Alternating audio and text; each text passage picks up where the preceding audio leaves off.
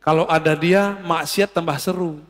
Sebenarnya itu diri kita sendiri ya. Jadi jangan dilihatkan ke orang, itu kita sendiri.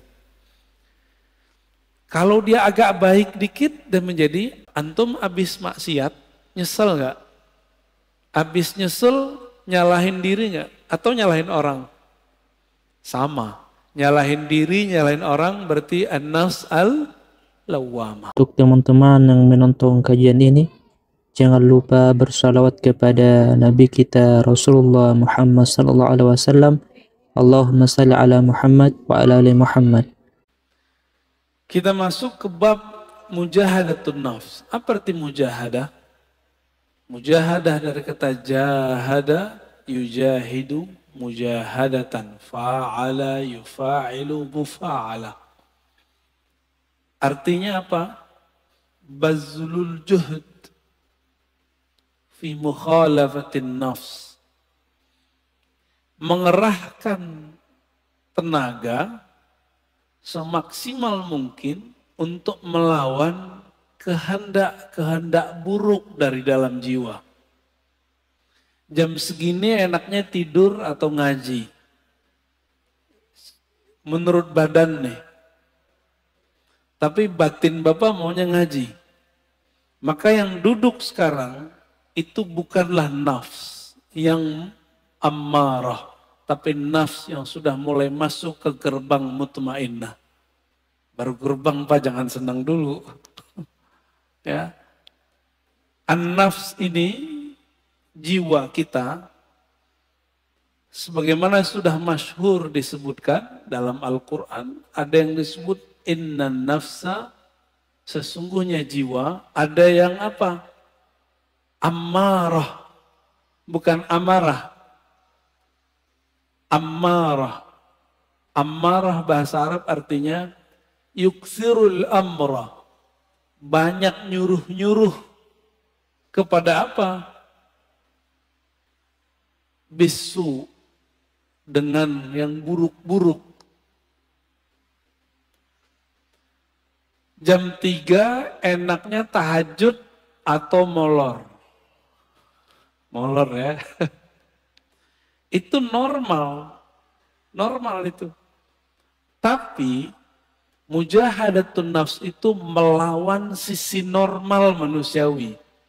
Menjadi di atas itu. Yang gak pernah tidur, yang gak pernah capek itu siapa? Malaikat. Malaikat itu gak pernah tidur.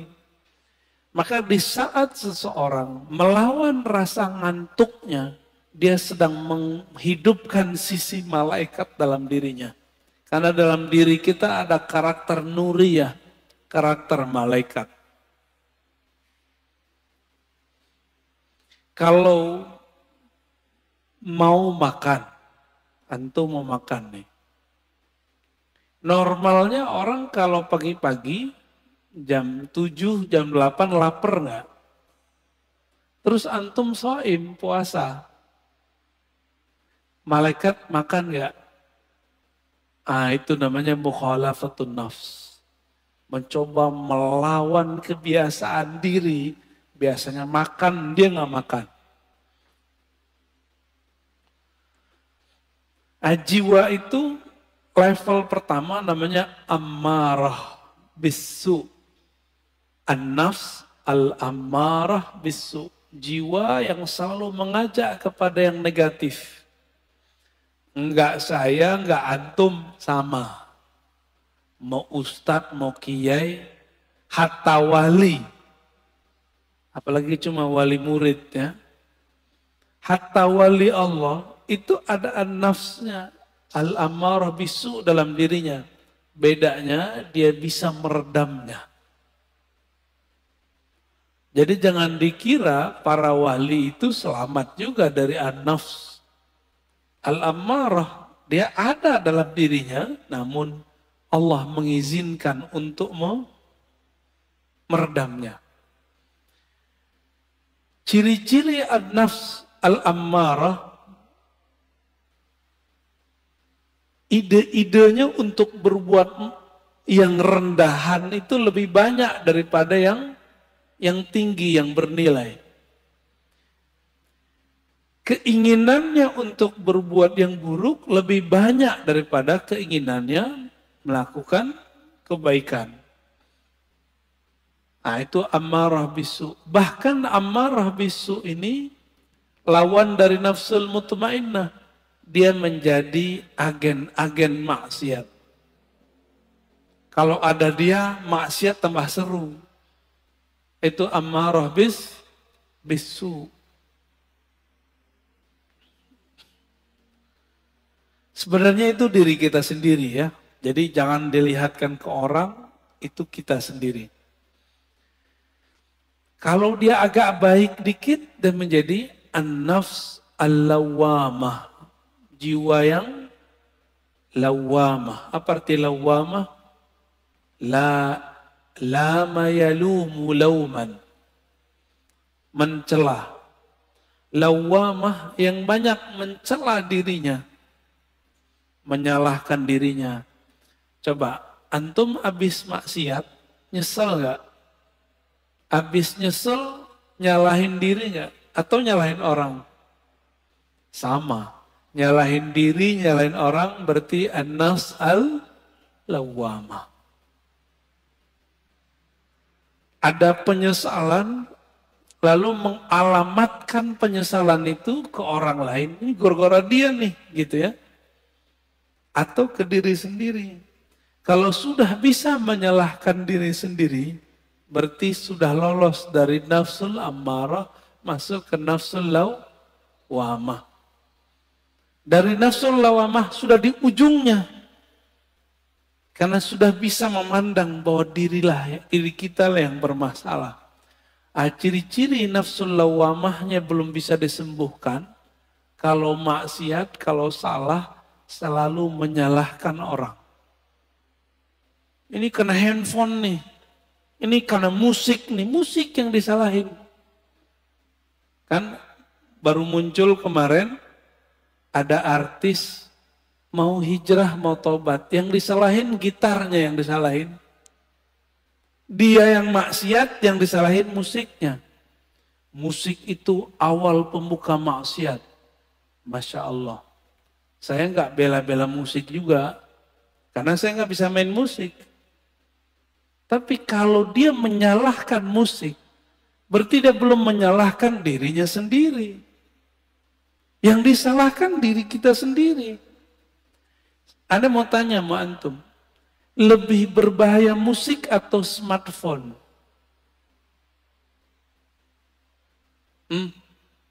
Penyebab maksiat. Lebih banyak maksiat yang ada di smartphone yang antum pegang itu atau musik? Cuma karena dia kena musik, banyak lawan jenis yang suka sama dia, lalu dia tergoda, yang dia salahkan musiknya. Ada kok orang main musik tak tergoda, malah nggak laku-laku juga ada. Jadi gagal karena belajar tazkiyatun nafsnya tidak benar. Belajar tazkiyatun nafsnya ala hawa nafsu yang baru. Jadi belajar tasawufnya tidak dengan cara ulama ahli tasawuf. Tapi dengan cara ulama yang mengharamkan tasawuf. Akhirnya begitu jadinya. Ya, terjadilah yang antum tonton beberapa bulan ini. Rame nggak? Rame, ya. Berarti ada yang masalah dalam dirinya, ada masalah dalam gurunya. Karena tidak bisa mengarahkan. Jika engkau ingin menyalahkan orang, salahkan diri sendiri. Kita kalau maksiat nggak usah salahkan orang. Kita yang masalah. Baik. Nafs berikut apa? Udah lawamah naik ke mulhamah. Fa'alhamaha fujuraha wa taqwaha. Setelah Allah menyempurnakan jiwa, maka Allah mengilhamkan kepada jiwa bahwa di dalam dirimu hai jiwa ada fujur dan takwa. Ini banyak yang salah terjemah ayat, dikira Allah lah yang membisikkan kepada jiwa keburukan dan kebaikan. Bukan. Coba perhatikan ayatnya. Fa'alhamaha fujuraha. Lalu Allah mengilhamkan, memberitahukan kepada jiwa sifat buruknya ini loh, dan takwaha, sifat baik kamu ini. Bukan terjemahannya Allah lalu membisikkan supaya dia berbuat baik atau berbuat buruk. Nah begitu. Ya. Ini ada fi di dalamnya. Fa'alhamaha fujuraha wa taqwaha. Ada satu riwayat yang masyhur di kitab-kitab. Cuma sayang setelah diteliti Imam Suyuti, Imam Ibnu Jauzi, riwayatnya dhaif. Tapi maknanya sahih. Sesuai dengan ayat-ayat ini. Bahwa dahulu kala awal Allah menciptakan nafs jiwa. Ini riwayat didhaifkan. Emang dhaif, setelah saya teliti dhaif. Tapi riwayat ini saya masukkan ke Israiliyat. Kalau masuk ke Israiliyat kita boleh cerita. Ya. Tatkala Allah menciptakan nafs, lamma khalaqallahu nafs. Ketika Allah menciptakan jiwa, maka Allah bertanya, Man ana wa man anta. Aku siapa, kamu siapa? Apa kata jiwa? Anta, ana. Apa kata jiwa? Ente, ane. Jadi yang suka ngomong gua, saya, itu sifatnya nafs. Jujur, suka nggak ngomong saya, menurut gua? Seneng nggak? Seneng ya? Kok dia nggak menghargai saya? Gitu. Pernah ngalamin gitu nggak? Ya. Kok dia nggak menghargain aku? Nah, ada perasaan begitu dalam berinteraksi?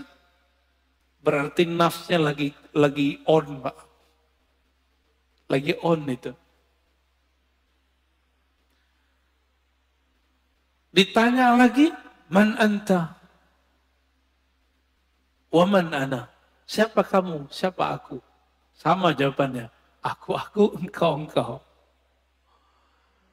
Makanya sifat egois itu sifatnya nafs, bawaan nafs.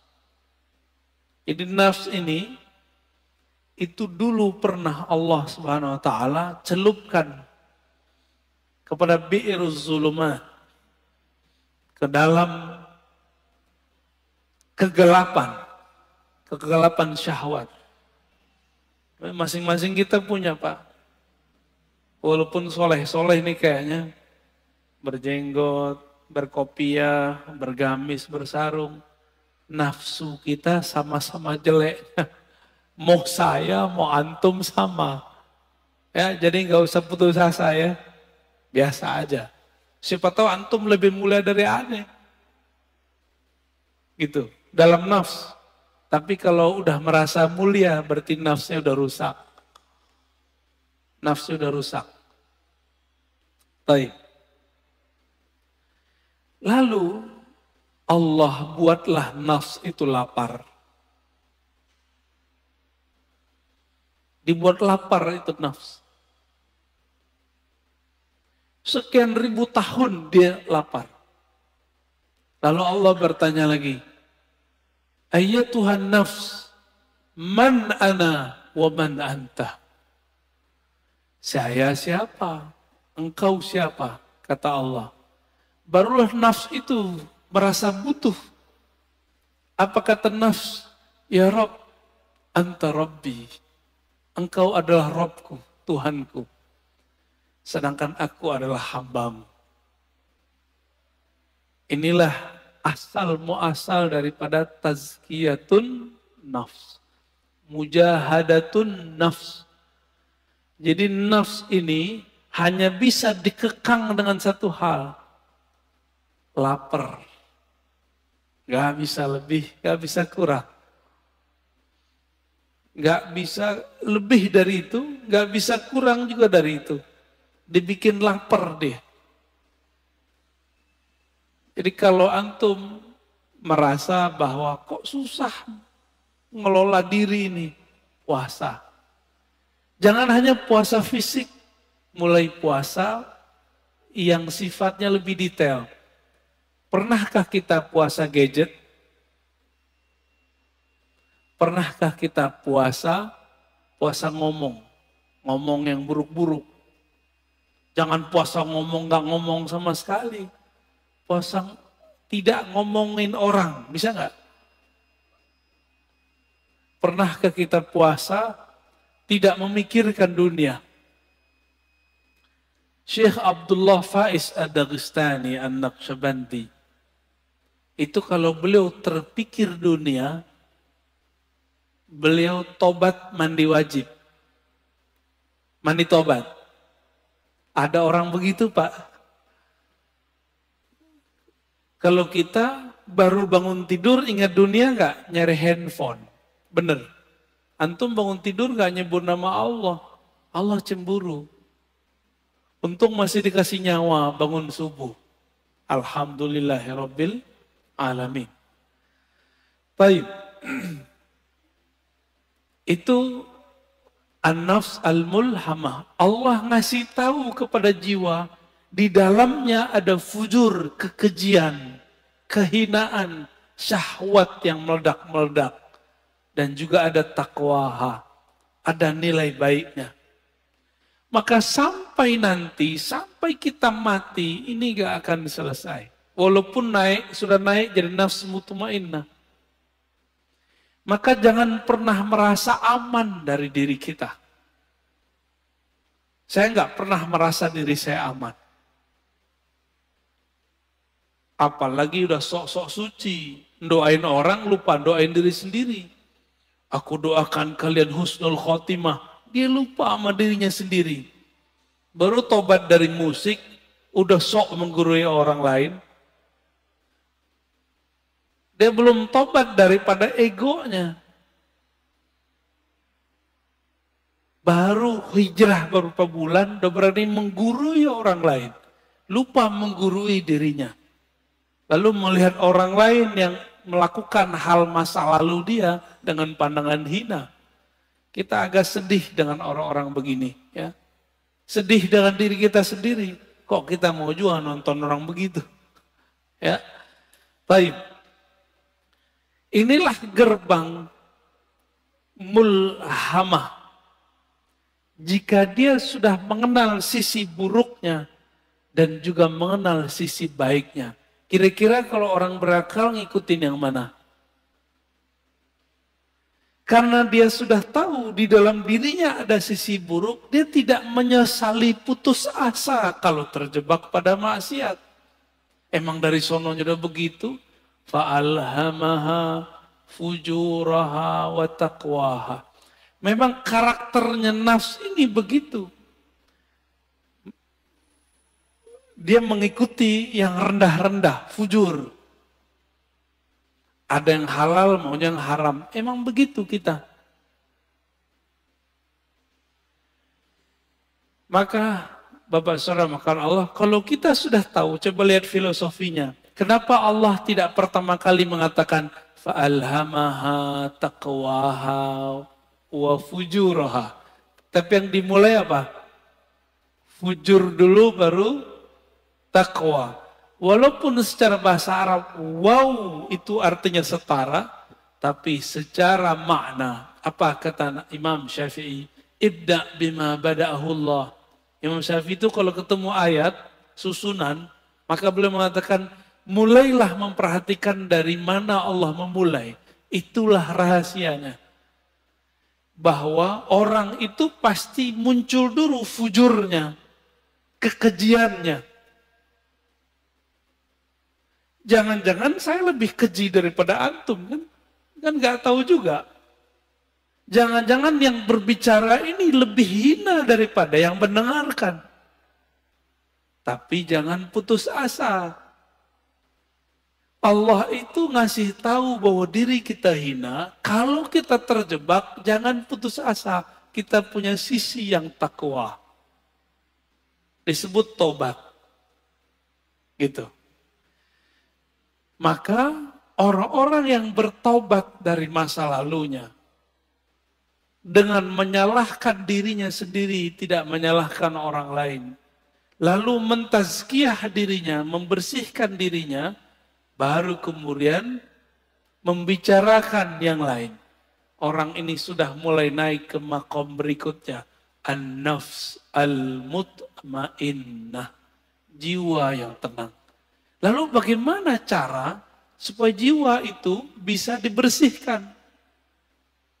Maka kita katakan, mujahadah itu nama sekolahnya. Kurikulumnya namanya tazkiyatun nafs. Bisa bedain. Tasawuf itu nama kampungnya.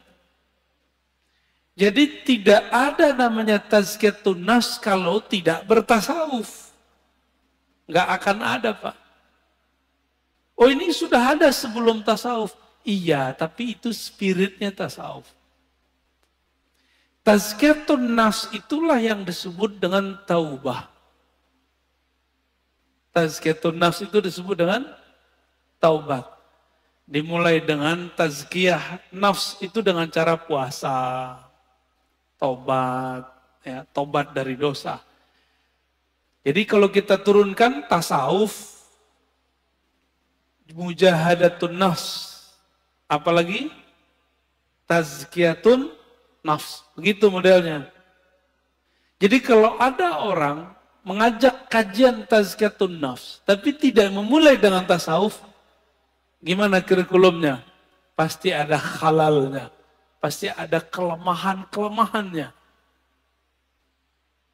Kayak gitu modelnya. Ya, karena nggak tahu petanya tadi, dimulai dari jiwa yang 4. Ammarah, lawamah, mulhamah, baru masuk mutmainnah. 4 aja udah cukup dulu sebelum yang 3 yang lain. Jadi taubat itu bukan saja dengan cara mencela maksiat kita. Taubat itu dengan cara tazkiyah, itu pertama. Lalu tahliyah yang kedua. Apa arti tazkiyah? Membersihkan diri dari yang kotor. Kita kalau mau sholat, tubuh kita kotor. Kita langsung sholat atau mandi dulu? Mandi itu namanya tazkiyatun nafs. Mandinya orang-orang maksiat, tobat. Supaya simbol dan maknanya nyatu, maka ada namanya mandi tobat. Nah, pernahkah kita mandi tobat? Maka mulai pagi ini, coba Bapak sekali sehari niat kalau mandi itu mandi tobat. Mau ngamalin? Ya. Jadi ketika kita mandi, kalau mandi tobat berani nggak pakai celana? Maka pakai kain basahan. Kecuali antum bukan mandi tobat. Pakai kain basahan atau pakai celana kita mandi. Cara mandinya gimana? Mulai dari wudhu. Lamain di kaki, siram kaki kita dulu. Udah siram kaki, mulai pundak. Baru kepala. Niatkan, ya Rob, ampuni dosaku. Jadikan dosaku hanyut seperti hanyutnya daki-daki di badanku dengan air ini. Dalam hati kita ngomong. Itu cara mandi tobat. Dulu mandi tobatnya cuma diajarkan di surau-surau, zawiyah-zawiyah. Ini sekarang kita bagiin aja lah. Ya. Lama amat antum mau jadi orang bener. Kita juga lama menjadi orang bener. Dulu harus ngaji dulu. Nah, sama-sama belajar bener kita. Ya. Mau ngamalin ya. Sama-sama kita amalkan. Mandi, tobat. Bid'ah itu Ustaz. Ya. Makan aja tuh bid'ah itu. Ini udah diamalkan banyak ulama. Dari mana dalil mandi tobat? Teman-teman, orang masuk Islam mandi nggak? Dianjurkan mandi nggak? Bener. Maka ada mandi dari kafir masuk Islam. Dari situ ulama kita ngambil. Kita sudah Islam. Melakukan maksiat. Udah tahu lebih gede nggak dosanya? Lebih gede dosanya. Maka secara batin lebih kufur. Masuk lagi ke ranah iman, kita mandi lagi. Dari situ dalilnya. Ya. Jadi mandi tobat bukanlah bid'ah. Mandi tobat adalah sesuatu yang lebih sunnah daripada mandinya orang kafir masuk Islam. Orang kafir masuk Islam wajar. Dia tadinya kafir. Sekarang masuk Islam. Kita ini sudah Islam. Tapi melakukan kerjaan orang-orang kafir. Lebih kufur enggak? Lebih wajib enggak kira-kira mandi tobatnya? Menurut saya itu lebih wajib. Ya, coba mandi tobat. Ini amalan para wali Allah.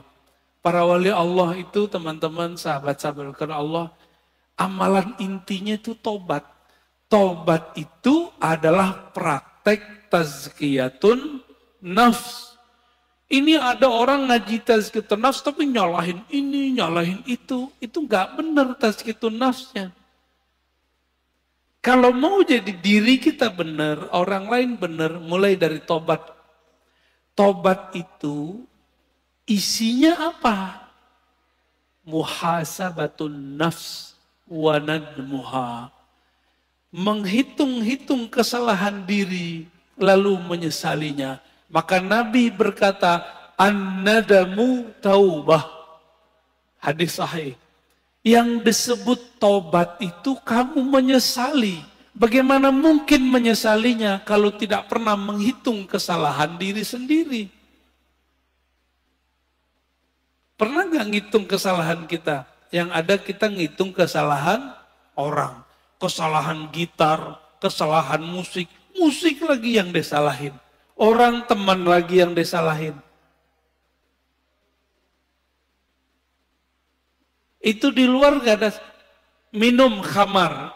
Itu tua, kalau gak diminum, gak masalah kan? Masalahnya antum minum itu aja. Baik. Tasawuf, dalamnya apa? Mujahadatun nafs. Dalamnya lagi apa? Tazkiyatun nafs. Inti tazkiyatun nafs apa? Taubat. Ciri-ciri orang tobat, dia suka mencari kesalahan dirinya sendiri. Bukan kesalahan orang lain, apalagi kesalahan kelompok lain. Paham? Apalagi kesalahan torikot lain, manhaj lain. Kalau di dunia kerja, ciri-ciri orang yang sudah tobat, pribadi tobat, dia kalau ada kesalahan dalam pekerjaan tim, tidak suka menyalahkan kawannya, tapi dia suka menyalahkan dirinya sendiri. Makanya kemudian prinsip-prinsip agama ini sudah menjadi sistem dalam perusahaan-perusahaan. Ada namanya report, benar. Report, laporan. Laporan harian, laporan mingguan, laporan bulanan, laporan tahunan, benar. Itu namanya muhasabah. Jika orang-orang sekarang bekerja untuk dunia pakai prinsip tobat, kenapa untuk akhirat tidak menggunakan prinsip tobat? Jika ada perusahaan tidak menggunakan sistem report, kira-kira dia punya kemajuan enggak masa depan? Enggak ketahuan dia maju. Dia ngerasa maju tapi enggak maju-maju. Samalah kira-kira begitu. Jika seorang jiwa, suatu kelompok sibuknya dengan kesalahan orang, tidak sibuk dengan kesalahan diri sendiri, spiritualnya enggak naik-naik. jumlah orangnya bisa tambah banyak, tapi jiwa mereka tidak berkualitas. Di dalam Al-Quran, Allah berfirman, "Wajahidu fillahi haqqa jihadih." Dan berjihadlah, bermujahadalah. Ya. Jahidu artinya bermujahadahlah. Fillah. Jadi ada dua. Jihad itu fi sabilillah. Sedangkan mujahadah fillah. Bisa bedain? Jihad di jalan Allah. Kita sedang memperjuangkan agama Allah. Itu jihad fi sabilillah. Tapi kalau kita sedang melawan diri sendiri, itu namanya jihad fillah. Jihad mengalahkan diri, memenangkan Allah. Itu namanya surat Surat Al-Hajj ayat 78. Ini dalilnya kita. Kalau orang bertanya dalil, apa dalil mujahadatun nafs? Ini dia.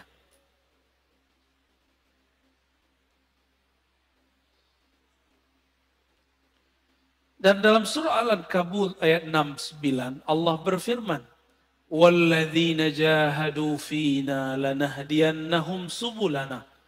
Orang-orang yang bermujahadah, yang bersungguh-sungguh melawan dirinya untuk mendapatkan ridho kami.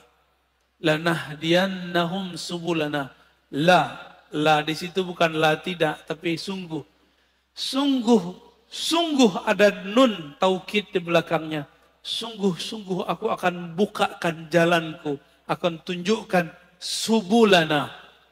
Maka teman-teman, jalannya mujahadah itu banyak. Kalimatnya di sini subul. Apa arti subul? Jamak dari sabil. Subul, sabil artinya tariqah. Subul sama dengan turuk. Artinya jalan-jalan. Banyak jalan. Berarti jalan untuk memperbaiki diri itu lebih dari satu. Tidak hanya satu thariqah. Bisa banyak thariqah. Tidak hanya satu manhaj, tapi banyak manhaj. Adapun ayat yang mengatakan la tattabi'us subul, jangan ikuti jalan-jalan, itu maksudnya jalan kemusyrikan. Adapun kalau sudah masuk ke dalam Islam, di situ banyak metodologi. Ini dia. Jadi kenapa thariqah itu banyak? Beda sahabat, beda thariqah. Sayyidina Umar itu kalau beliau salah puasa 40 hari, tidak tidur 40 malam. Ada yang kuat thariqatnya Umar? Ada yang kuat thariqat Umar? Bid'ah enggak? Pernahkah Nabi mengajarkan kepada Umar, "Hai Umar, puasalah kamu 40 hari, janganlah tidur 40 malam." Ada enggak dalilnya? Pernah enggak Nabi ngomong? Enggak, Umar dapat 2 ayat ini langsung dipakai. Maka Umar itulah dalilnya. Dan itu ada di Sahih Bukhari. Jadi 40 mujahadah, 40 khalwat, puasa siang hari, tidak tidur malam hari, bukan berarti itu over, bukan. Itu thariqahnya sahabat. Ini kita baru zikir 5.000 udah disebut riya. Ya. Kita baru kemudian gak tidur malam hari disebut berlebihan. Umar tiap malam gak bisa tidur. Karena dia merasa bersalah kepada Rasulullah Sallallahu Alaihi Wasallam. Ilmu tazkiyatun nafs ini hanya ada di thariqah sufi. Sekarang banyak orang menyerang thariqah sufi. Kira-kira bisa benar gak dirinya? Gak bisa benar, Pak. Kita mau tazkiyatun nafs, tapi orang ahli tazkiyatun nafs kita serang. Bisa benar gak kita? Gak bisa benar. Ya. Tasawuf itu ada menyimpang. Kan kita udah jelaskan dari awal. Tidak hanya di kalangan sufi, di kalangan ahli fikih aja ada penyimpangan. Di kalangan ahli hadis aja ada penyimpangan. Apalagi di kalangan sufi. Lalu gimana supaya tidak menyimpang? Maka ilmu itu mesti bersanad kepada ahlinya. Selesai masalah sebenarnya. Bolak-balik situ aja Pak. Ya. Ini perintah bukan? Wajahidu fillahi haqqa jihadih. Surat Al-Hajj 78. Bermujahadahlah kamu melawan dirimu untuk menemukan Allah. Dengan haqqa jihadih. Dengan perjuangan yang sebenar-benarnya. Ini wajib bukan? Ini bukan sunat Pak. Maka bertasawuf itu wajib atau sunat? Tidak ada tasawuf tanpa mujahadah. Tidak ada mujahadah tanpa tazkiyatun nafs. Itu namanya tasawuf. Berarti tasawuf wajib atau bukan? Wajib gak? Jadi jangan ngomong lagi tasawuf itu sunat. Bertasawuf itu wajib. Dalilnya ini ayatnya. Ma la yutimmul wajib illa bihi fahuwa wajib. Sesuatu kewajiban ya nggak bisa kita capai kecuali dengan satu metode atau sekian metode. Maka metode ini wajib ditempuh, wajib dipilih. Ini yang disebut dengan subulana, jalan-jalan kami. Ya, sudah mulai paham? Tapi biasa, mungkinkah Allah membiarkan jalan suci ini aman? Gak mungkin. Maka Allah titipkanlah ya ujian bagi orang-orang yang sedang bermujahadah di jalan tasawuf supaya mereka meragukan tasawuf.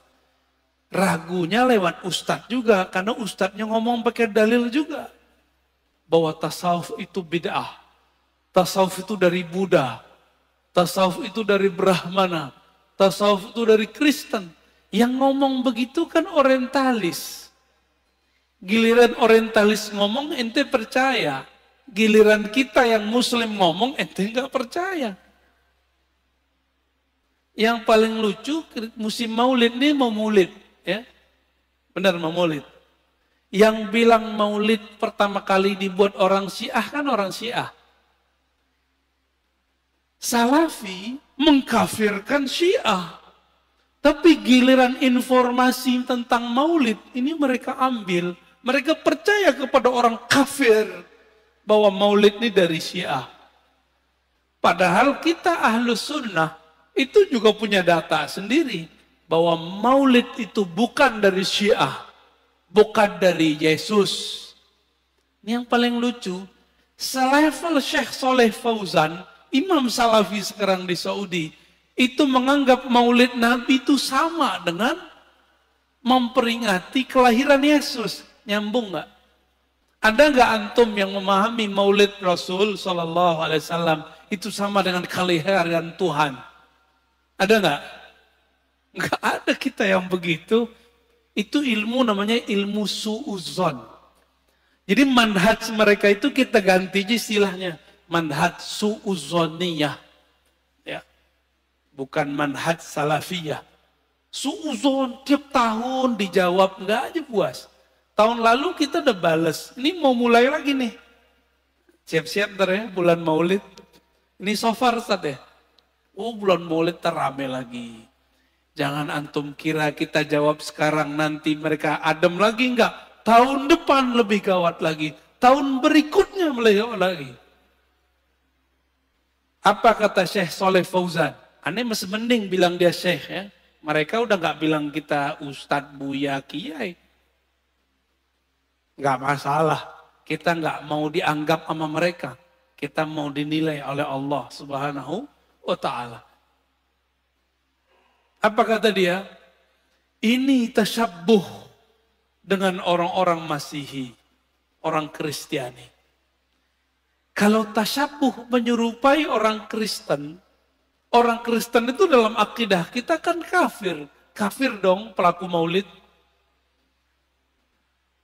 Maka kalau baca ayat Qul ya ayyuhal kafirun, itu isinya orang-orang maulid ya. Nauzubillah min dzalik. Membawa ayat suka-suka. Dan kebetulan, kebenaran, pelaku maulid kebanyakan orang-orang tarekat sufi. Orang Betawi itu dulu gurunya sufi, Pak. Makanya di kampung-kampung Betawi nggak ada namanya bulan maulid sama Ramadan, dua aja. Tiap bulan ada maulid, bener nggak? Tiap bulan ada barzanjian, tiap bulan ada dibaan, tiap bulan baca syaraful anam. Karena setiap hari Senin mereka mengingat ada kelahiran Nabi Sallallahu Alaihi Wasallam. Dianggap itu Syiah. Ya. Allahumma sholli ala Muhammad.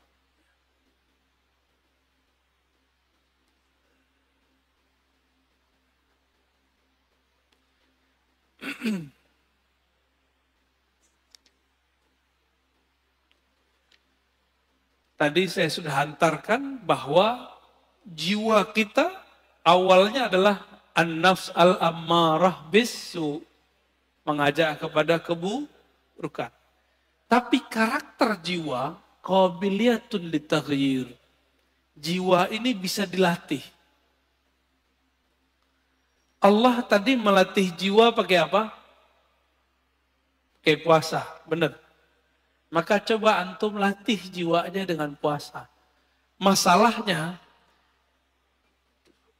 orang kayak kita ini mau coba latih diri sendiri, sukses nggak? Antum mau coba-coba latihan sendiri, sukses nggak? Orang mau nulis aja harus ada gurunya. Hebat amat antum ketika mau melatih diri sendiri, tapi tidak punya guru. Siapa kita? Ada yang lebih tinggi dari Imam Ghazali di sini. Imam Ghazali butuh guru nggak? Berguru dia kepada Abu Ali Al-Farmadi. Imam Nawawi berguru nggak? Berguru. Imam Subuki berguru ke Imam Athaillah Sakandari. Ibn Athaillah Sakandari pengarang hikam berguru kepada Imam Al-Mursi. Imam Al-Mursi orang alim panjang umurnya, sahibul mukasyafah, berguru kepada Abul Hasan Syazili. Abul Hasan Syazili berguru kepada Ibnu Mashis. Begitu mereka. Muhammad Bahauddin Syah Naqsyaban berguru kepada gurunya Mir Kulal. Mir Kulal berguru kepada Baba Samasi. Hatta Syekh Abdul Qadir Jilani berguru kepada Hamad Ad-Dabbas.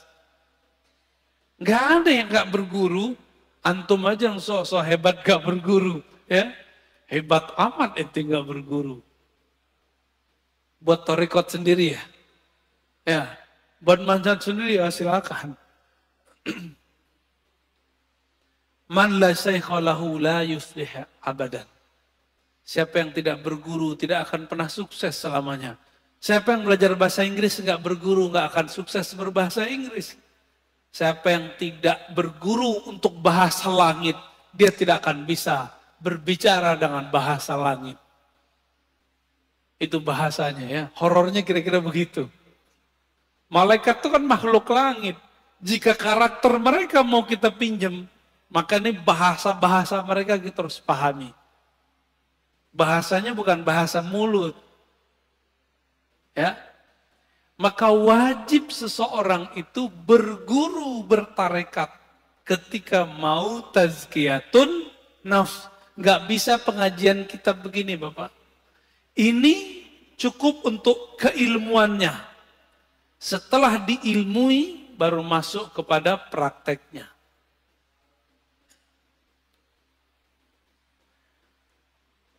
Beda orang, beda masalah. Ada sahabat Nabi datang mengatakan, "Ausini ya Rasulullah." Wahai Rasulullah, tolong ajarkan aku. Apa kata Nabi? La taghdab, jangan marah. Wahai Rasulullah, aku pengen yang lebih. Apa kata Nabi? Jangan marah. Sampai 3 kali. Falakal jannah, pasti masuk surga. Datang orang lain, bertanya, wahai Rasulullah, apa amalan terbaik? Nabi menjawab, It'amut ta'am. Kamu memberi makan. Datang orang yang lain. Wahai Rasulullah, apa aman paling tinggi? Nabi mengatakan, al-imanu billah. Percaya kepada Allah. Berarti beda orang, beda cara. Inilah dalil kenapa thariqah itu banyak. Paham? Ustadz, saya pusing, kenapa di sono ada Tijaniyah, di sono ada Idrisiyah, di sono ada Naqsyabandiyah, di sono ada Samaniyah, di sono ada Syadziliyah, di sana ada Qadiriyah. Kenapa? Memang dari nabinya sudah begitu.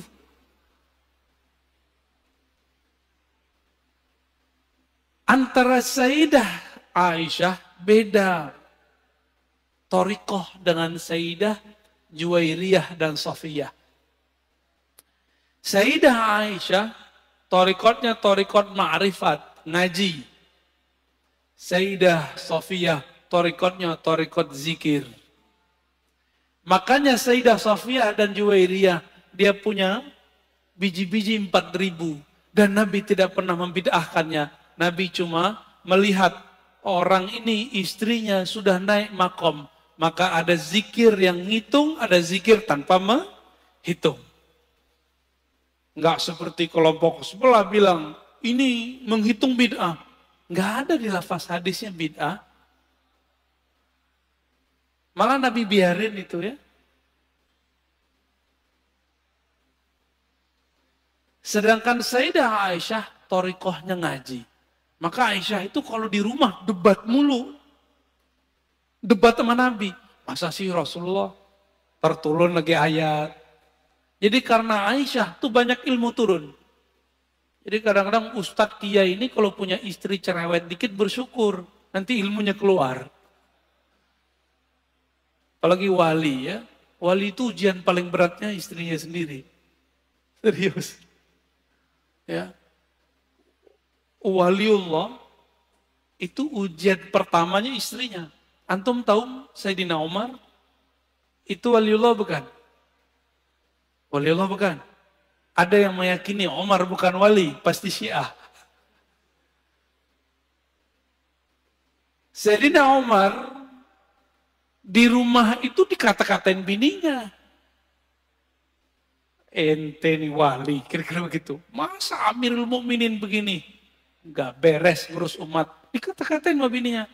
Dia pasrah aja, dibiarin aja.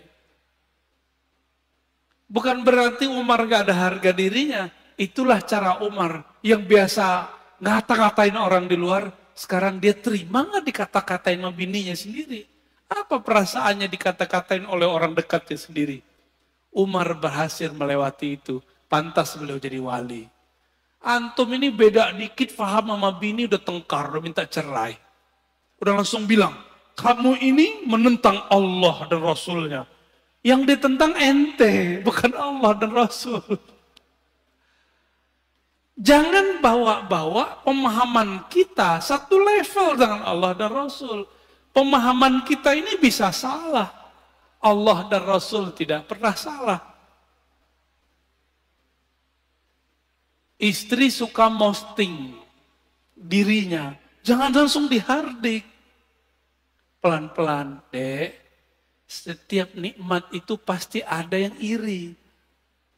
Kamu begini ntar ada iri. Urusan dia. Ntar lama-lama pasti ada yang ngecengin tuh cewek. Ya, istri kita tuh. Atau pasangan kita. Atau adik kita. Atau teman kita. Nanti dia sadar sendiri. Lama pelan-pelan aja. Kamu kalau tidak take down itu foto, video, saya jatuhkan talak 1. Gak begitu caranya. Gak begitu caranya. Allah aja pelan-pelan mendidik nafs. SP1 ya kan? Wahai nafs, wahai jiwa, aku siapa, engkau siapa. Sampai yang ketiga baru dididik, dikasih ancaman. Gak dikasih makan. Begitu caranya ya. Jadi jangan main SP aja baru ngaji berapa kali. Baru santri kilat, belum santri beneran. Udah belagu aja kayak santri ya. Antum belajar torikotnya sih bagus, antumnya nggak bagus. Jangan bawa-bawa kemurnian torikot itu menjadi standar kita. Ya. Man zayyana zahirahu bil mujahadah, hassanallahu sarairahu bil musyahadah. Guru Imam Abul Qasim Al-Kushairi, namanya Abu Ali Ad-Daqqaq. Abul Qasim Kushairi ini punya murid Abu Ali Al-Farmadi. Abu Ali Al-Farmadi punya murid namanya Ghazali. Dan Yusuf Al-Hamadani. Yusuf Al-Hamadani umurnya panjang, ilmunya sama dengan Ghazali. Yusuf Al-Hamadani punya murid namanya Imam Abdul Khaliq Wujudawani, melahirkan nanti Thariqat Naqsyabandiyah di Uzbek. Di Baghdad dia punya murid Abdul Qadir Jilani. Muridnya mendirikan Thariqat Al-Qadiriyah. Makanya Qadiriyah Naqsyabandiyah ini gak boleh tengkar, Pak. Ini saudaraan. Karena syekhnya ke atas ketemu. Ya. Kakek gurunya namanya Abu Ali Ad-Daqqaq menurunkan sebuah rahasia. Kenapa kita mesti mujahadah? Man zayyana zahirahu bil mujahadah. Siapa yang menghiasi dirinya, menyibukkan dirinya yang zahir. Yang zahir ini puasa, banyak rukuk sujud, banyak tobat, banyak menempa diri jiwanya. Maka Allah akan sempurnakan, indahkan sirnya. Hassanallah sarairahu bil musyahadah. Allah akan bukakan jiwanya dengan menyingkap sesuatu tentang dirinya. Dan syukur-syukur sampai kepada musyahadah, memandang kepada nama Allah, fiil perbuatan Allah, sifat Allah, syukur-syukur Allah petunjukkan ihsan bertemu dengannya. Maka orang-orang yang tidak sibuk mendidik dirinya karena dia tidak punya guru, orang-orang ini tidak akan pernah sampai kepada Allah. Kenapa? Mikir, ini antum kalau nggak punya guru, mandang zikir 100 aja lama. Tapi kalau punya guru, jangankan 170 ribu aja dijabanin. Coba aja kalau punya guru.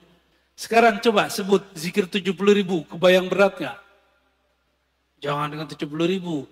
Kita bilang, zikir ya pagi sore 1000, antum pasti langsung kabur. Ya, tidak boleh ikut kajian saya kecuali paginya dan sorenya zikir 1000. Pasti nggak ada yang datang. Atau doang. Ya.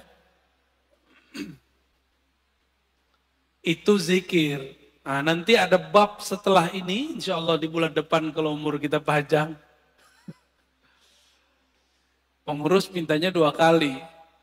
Tapi kalau 2 kali sayangnya nggak kuat ya. Semoga nanti ada waktu. Nanti ada bab tentang zikir. Jadi jangan langsung ke zikir. Mujahadah dulu diri baru masuk ke zikir.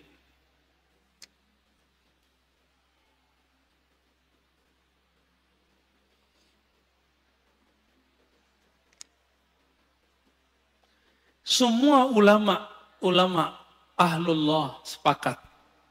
Jalan menujunya dimulai dengan mujahadatun nafs. Melawan diri sendiri. Tadi udah paham? Di dalam mujahadah ada apa? Tazkiyatun nafs. Dalam tazkiyatun nafs ada apa? Taubat. Maka at-taubah bidayatut tariq ilallah. Taubat itu spirit dari tazkiyatun nafs adalah awal dari membuka jalan menuju Allah. Siapa yang tidak mulai dari jalan ini, maka dia tidak akan sampai kepada Allah. Mata tolong hati-hati hijrah. Hijrahlah fikrah dengan pemahaman yang benar. Hijrahlah mazhab dengan mazhab yang sahih. Hijrahlah thariqah. Dari thariqah nyalahin orang, serang nyalahin diri sendiri. Dari thariqah memandang aib orang, memandang aib diri sendiri. Disebutkan di kitab ini bagian terakhir yang mau kita katakan. Orang yang di dalam dirinya masih ada aib, pasti memandang orang lain dengan aib. Ini rumus. Man kana fi nafsihi aibun yara fi ghairihi aiban. Siapa yang melihat dirinya, yang tidak melihat dirinya punya aib, yang tidak sadar ada kesalahan dalam dirinya, pasti dia akan menyalahkan yang lain. Maka saya ini banyak aib, makanya saya masih sering nyerang-nyerang kelompok sebelah ya. Tapi kita, kenapa nyerang kelompok sebelah? Karena kita diserang bertubi-tubi setiap hari, setiap saat. Maka ini wajib hukumnya, karena hukumnya difa'un nafs, memperjuangkan pemahaman kita yang kita terima dari masyayikh yang bersanad kepada Rasulullah. Insya Allah bukanlah aib. Menurut antum, aneh ketika Rod mengkritisi kelompok sebelah yang mengkafir-kafirkan pelaku tawassul, yang membid'ahkan amalan kita, menurut antum itu sibuk dengan aib orang atau gimana? Enggak, saya tidak meniatkan itu. Saya ketika menanggapi kelompok yang menyalah-nyalahkan ulama kita, saya meniatkan untuk memperkuatkan diri kita dan jamaah kita. Ya, bukan mau cari-cari lawan. Mereka yang cari lawan. Kita dari dulu ibadah tenang-tenang aja kok ya. Maulid tenang-tenang aja, zikir tenang-tenang aja. Tiba-tiba mereka datang nyalah-nyalahin. Sekarang kita ngomong membalas, mereka tuduh memfitnah. Benar gak? Berarti yang playing victim siapa? Itulah sikap psikopat ya, manhaj psikopatiyah. Nauzubillah min dzalik. Gak pernah mau salah ya. Gak pernah melihat diri ini bermasalah. Baik, cukup Ustaz. Dah. Dan teman-teman, di ujung kita katakan, tidak ada orang yang aman. Kenapa? Karena qalbu hamba baina isba'ain min asabi'ir rahman. Di antara jari-jari Allah. Kalau ini jari, kan bebas-bebas mau diapa-apain. Maka jangan pernah merasa sok suci. Ya.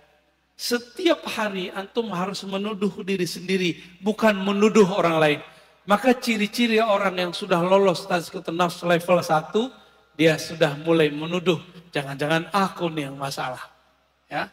Maka di akhir beliau mengatakan, apa kata beliau? Al-mujahadah aslun min usulit tariq as-sufiyah. Mujahadah itu adalah pokok ajaran sufi. Wa man haqqaqal usul nalal usul. Siapa yang membaguskan usulnya, pokoknya, dia akan tangguh cepat sampai kepada tujuannya. Wa man tarqal usul hurimal usul. Siapa yang goyang pondasinya, usulnya, pokoknya, dia tidak akan pernah sampai. Biarlah mesin mobil kita, ya mesin lama yang penting jalan. Daripada mesin baru nggak pernah jalan. Biarlah mobil tua, tapi dia bertahap ya. Bertahap sampai. Daripada mobil bagus tidak pernah diajak berjalan. Ya. Maka tubuh ini mari diajak mujahadah. Mulai hari ini mujahadah, zikir pagi, zikir sore, cari guru. Cari syekh mursyid yang bisa mendidik jiwa kita. Yang dia juga tidak pernah menyalahkan orang lain. Yang dia fleksibel seperti Nabi. Jika orang ini datang diajarkan dengan zikir A. Jika orang ini datang zikirnya A tapi jumlahnya tidak sebanyak B. Jika orang ini datang kemudian beliau pun lebih fleksibel. Begitulah ciri-ciri al-mursyid kamil mukammil. Dia bisa memahami muridnya. Bukan pengen dipahami muridnya. Wassalamualaikum warahmatullahi wabarakatuh.